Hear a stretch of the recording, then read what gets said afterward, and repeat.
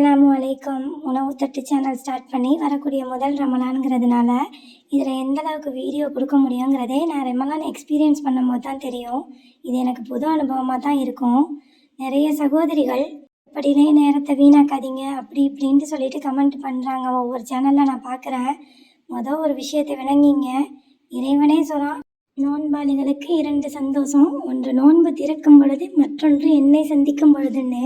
உங்ககிட்ட சதுர ஆஃபியத்து ரிசுக்கு வாழ்வு இருந்து பிள்ளைங்க, கணவன், பெரியவங்க நோன்பாளிகளாக உங்கள் வீட்டில் இருந்தால் அவங்களுக்கு பசியார செஞ்சு கொடுக்க தயங்காதீங்க.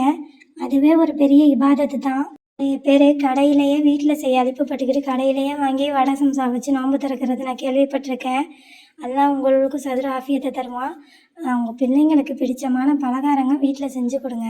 சிறப்பான ரமலான் நம்மளை அடைஞ்சிருக்கு. இதில் அதிகமான அமல்கள் செய்யக்கூடிய பாக்கியத்தையும் அது 2 லோகத்திற்கு அங்கீகரிக்கப்பட்ட அமல்களாகவும் அல்லாஹ் ஆக்கி தருவான்.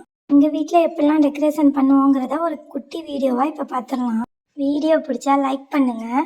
அல்லாஹ் குர்ஆனில் சொல்லும்போது நீண்ட பயணத்துக்கான ஒரு கட்டுச்சோறு ரெடி பண்ணுங்கங்குவான்.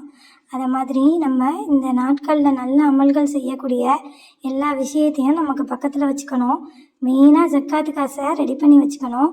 அதெல்லாம் எல்லாருக்கும் அமல்கள் செய்யக்கூடிய பாக்கியத்தை தருவான். எல்லாருக்கும் நான் துவா செய்கிறேன். எனக்கும் என் குடும்பத்திற்கும் எல்லாரும் துவா செய்யுங்க.